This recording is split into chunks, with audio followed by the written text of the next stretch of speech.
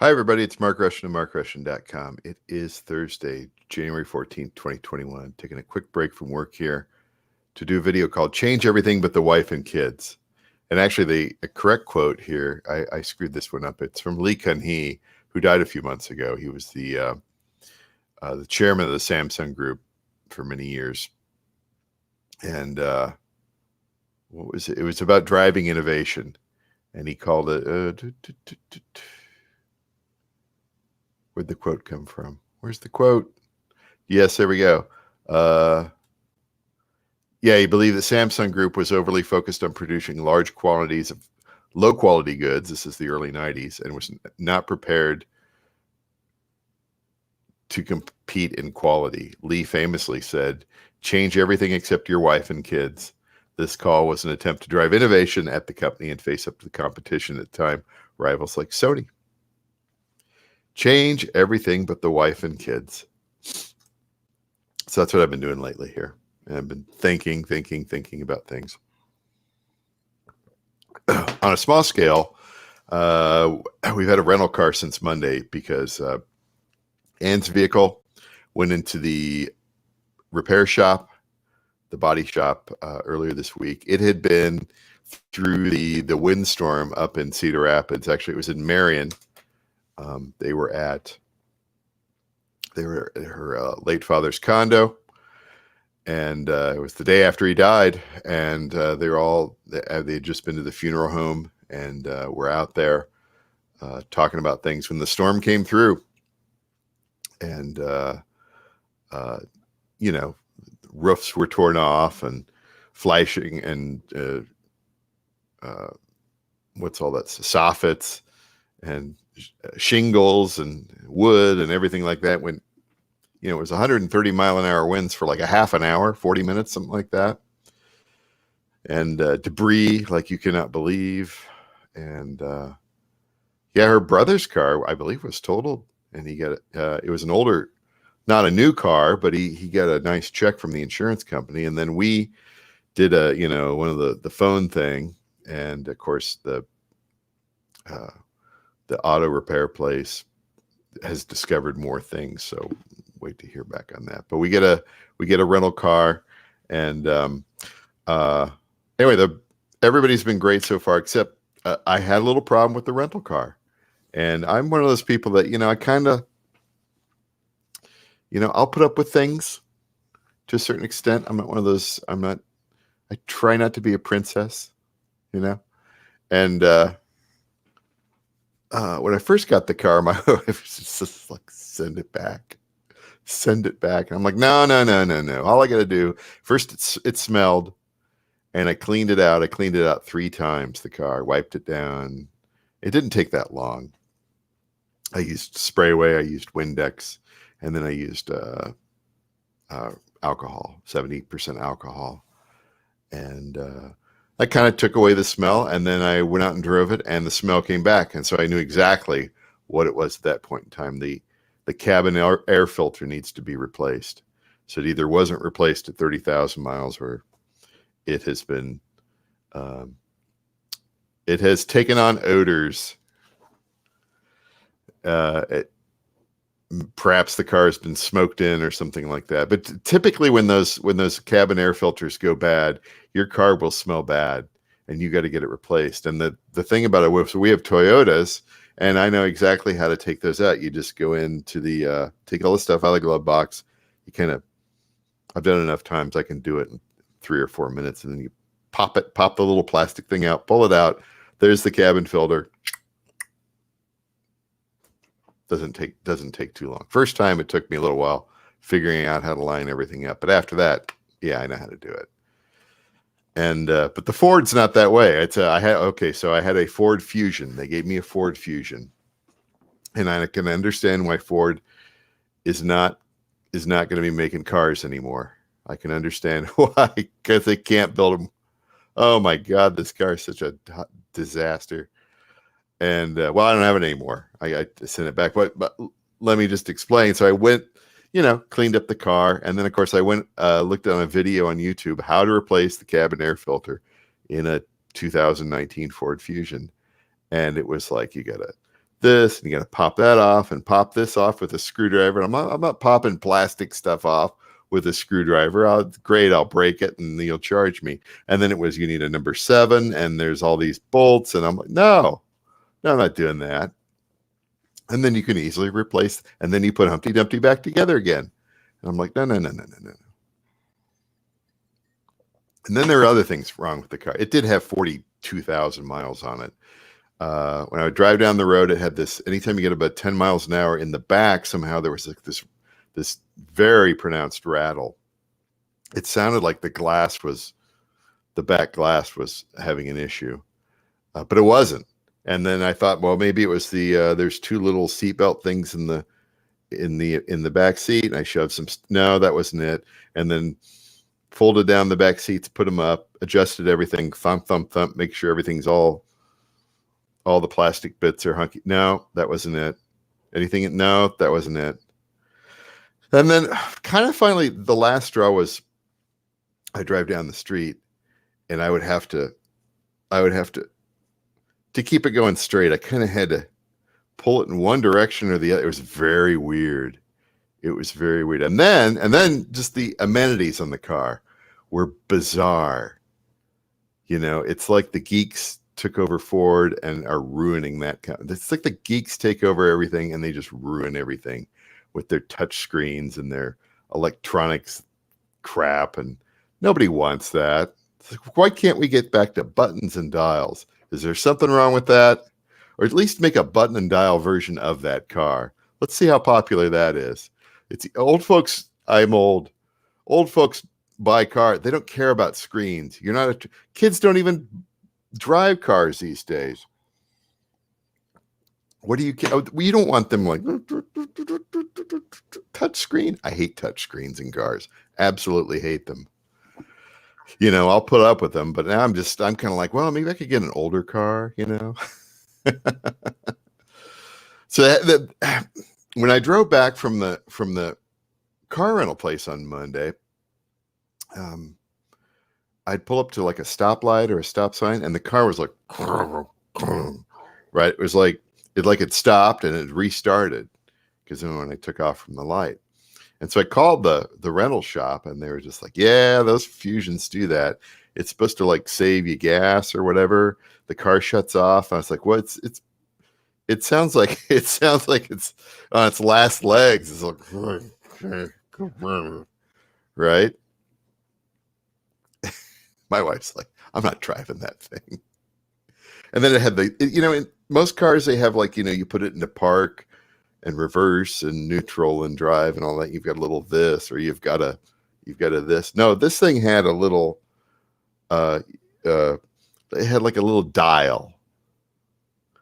I'm just like, dear God, I don't want to dial it into R and dial it into D. What in the world?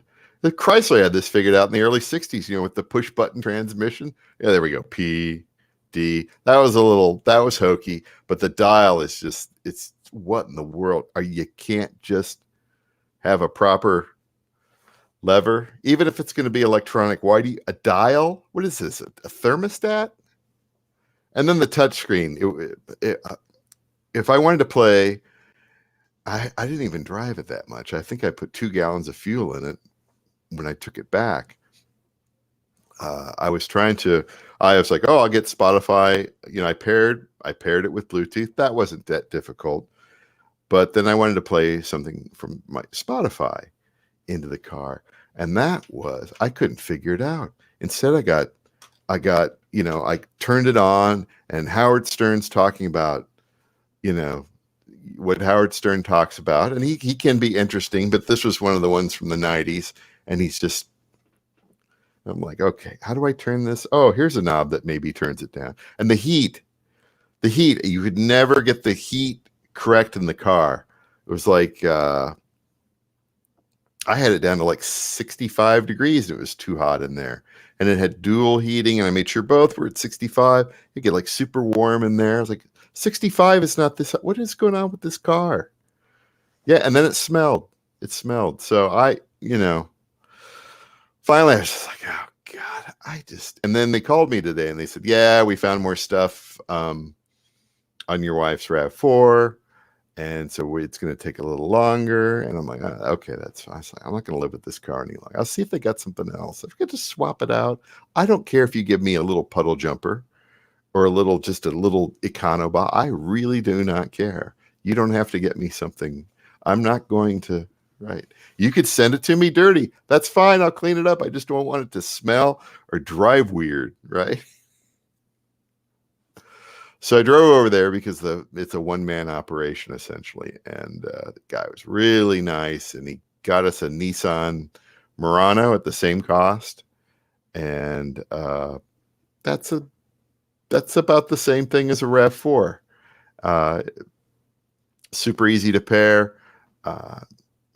Didn't have it had some things kind of like they all have the same sort of thing, but the Fusion, there was something weird about that Ford Fusion. It was just like, what in the world has happened to Ford? A few years ago when I was kind of shopping around for a new car. I had a Toyota. I had no. I had the Hyundai, the little Accent, which I thought I was going to drive forever. And then I don't know what was going on with it. So I remember one time I went into a Ford dealership and I looked at these cars. It was like the C-Max or something like that. And I got in it, and it was just like, it was like I was on drugs or an alternate reality. It was just like, this is not a comfortable car. What is going on with this car? Like, who runs Ford these days? Then the weird thing is, I had a Taurus back in 05, 06, 07. Must have been around then. I think I sold it in 08. And then I bought like an old beater truck then. And that was a good car. Very normal, very conventional, perfect for the long commute when I had to drive from Cedar Rapids to Iowa City and back. Very good car for that. Just your solid workhorse, Probably should have kept it. But yeah, that Fusion was just like, what in the world? This is not good. Oh, you're going to stop making cars, huh? Good move. But yeah, and then the screens and then everything's all kind of weird, just as far as all the, like, you get your fan control and your heat control, and they're kind of in different areas. And it's like, God, I'd hate to be really old and buying a car these days. Just, I can't even imagine. Why don't they make simple cars, right? You can make a luxury car and make it simple. You don't have to have all that stuff, do you? Why do we need touch screens? I want the car without the touch screen. Remember back in the day, like the Chevy had all the different lines, and like the lowest of the low of the Chevy was the Biscayne, right? Because it had like almost no chrome on it, and it had a radio delete, and it had a bench seat, and it had,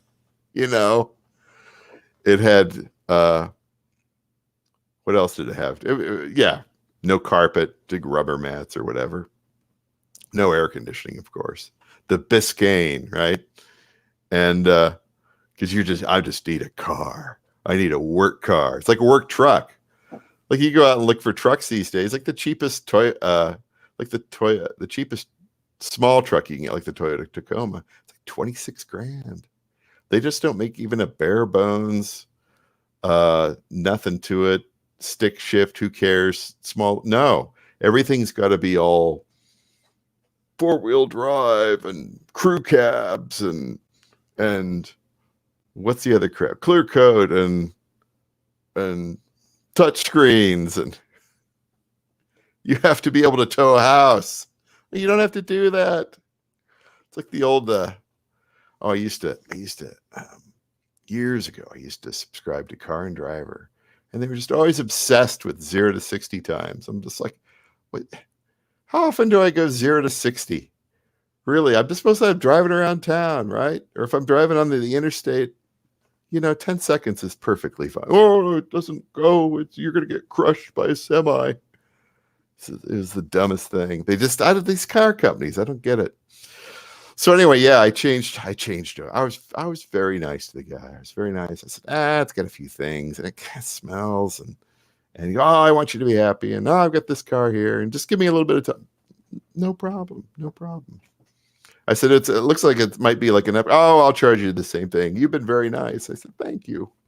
I said, you've been very nice too. I said, it's sometimes you get a car that's just needs a little more love or something like that. So there's that. There's the car thing. I don't know. Everybody has their level of clean too, right? So people get into my car and they're just like, oh, did you just buy this car? I'm like, no, it's like, it's almost 3 years old. And they're just like, whoa, it's really clean. It's like, yeah, I wipe it down every couple of weeks and clean the windows and vacuum it like once a month. I don't, what? And people just like, why you really detail your car? I'm like, no, I don't. I spend 5 or 10 minutes every month or so on something like that. Every now and then I get it washed. It's just like, oh, it's really clean. Yeah, I don't leave crap in my car. I don't smoke in my car. I don't live in my car. So yeah, change everything but the wife and kids. The other thing that kind of goes along with that too. Of course, I've talked about this from the music and the art angle too, but I'm kind of straying away from that right now, just because there's so much craziness going on. The other thing is, I'm thinking about maybe getting rid of Streamyard. I'm thinking Streamyard maybe isn't the right thing for me, because when I stream and my wife's here and she's downstairs and she's watching a show or whatever like that, I think that that streaming, just even though we have very good internet here and we have 2 internets here, I think a couple of things are occurring. There may be some upload bandwidth issues, and StreamYard I think also is having some issues. They were just acquired by Hopin, so who knows, that maybe might get resolved. But I'm also thinking that perhaps what I'm doing is dipping my toe into making videos, live stream videos and stuff like that, maybe is not quite the right thing for me to. It's like, is there another way for me to do that, which isn't necessarily live streaming? Because, and while I sort of like live streaming, I also sort of like making things on my own time, and then uploading them whenever, right? And then trying to use the services out there to distribute things. Because if you upload something to YouTube, I have it set up so that it should automatically go to BitChute, but live streams don't do that. Even after it's recorded, it doesn't do that. But if I were to upload a video to YouTube, it would eventually propagate to BitChute. And if I upload something to YouTube or live stream it to YouTube, eventually it shows up on Odyssey or Library or whatever they call it these days. And then I'm not sure how that works with Twitch or whatever. And as far as Facebook, I mean, that can die. That's fine. I'm largely off that platform, other than live streaming and having some videos end up there. I don't look at that at all, hardly. Just because, for many reasons, right? So what I'm thinking about doing, and I've been a big user of Screencastify at the day job for several years here, and to make narrated videos of problems I find, or training videos, or sharing insights and suggestions to various people around the company with regard to our product improvements and things like that. Oh, it does this, maybe it should do that, that sort of thing. And I really like using it. It's an add-on for Chrome, and they have a professional version, and they have a professional version that you can do editing on. So I think it's like $100 a year, $49 to record, $49 a year to record, $49 a year to edit. They've kind of changed the structure of it a little bit there. And that's cheaper. That's cheaper than StreamYard. But also, since I'm always going to have like this sort of a video here where I have like the second screen and everything, that I can just have myself be down in the corner or any part of the screen on Screencastify. The other thing I can do on that is I can more easily play system audio, which is kind of something that I've had a hard time figuring out how to do here on StreamYard. So I'm gonna do some this weekend here. I'm gonna try and do some test videos with Screencastify, and if that's the case, then I will drop StreamYard and get my own personal Screencastify account. That's what I'm thinking about doing, because then I can be, I can move myself around here on the screen for like a video, or if I've released something and I kind of want to play the audio of it, I could do that. I don't know what the quality of it is going to be like, but or if there's something out there that's going on, I want to point something out, like maybe I do something funny, like have you seen the video where John Lennon and Chuck Berry are playing that song together, and Yoko Ono gets on that microphone and starts going, right, and then you get Chuck Berry with that face, he's all like that, and then later on somebody cut Yoko's mic, stuff like that. That stuff's kind of fun. That's where I'm thinking about evolving my videos too. And then of course, again, trying to incorporate the art in there anyway. So I think that's where I want to go. And so I just want to spend a little time either Saturday or Sunday to just trying to proof of concept, that sort of thing, because I have enough history working with Screencastify. It is nice just to be able to live stream and then just have stuff automatically go out there. I'm not really one that wants to edit stuff. That's one thing I don't like to do. It's like I come out here, one take, live, there you go.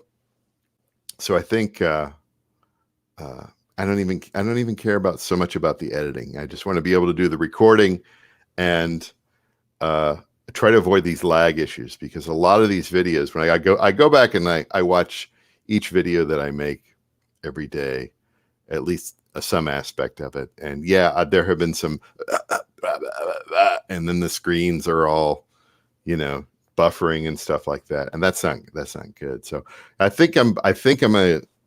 I may transition over to that. So if you're watching me on Facebook, if you're watching me on YouTube Live, if you're watching me on Twitch Live, I may not be doing these in the future, although I will try to post content to those sites if I decide to go with Screencastify for making the video and then uploading it at a separate time, just because I'm tired of those quality issues. It's different times a day. I could do a late night Rushton and everything's cool, but like if I want to make something, I want to do a live stream while something else is going on in the house. Again, I want the quality of it to be good. I don't want it to be all buffering and your internet connection is unstable and all that sort of stuff. All right, that's it. I've rambled too long, but that's, so you have to change things. Yeah, you have to change things. And I've said here the last few months here that I was going to quit podcasting. I've not podcasted. I've not done a podcast, but I'm kind of thinking maybe I haven't canceled the account yet. So I think I may continue with it, but we'll see. Constantly reevaluating all this sort of stuff. Change everything except the wife and kids. Do anything you can to keep moving forward. That's it for today. See you tomorrow.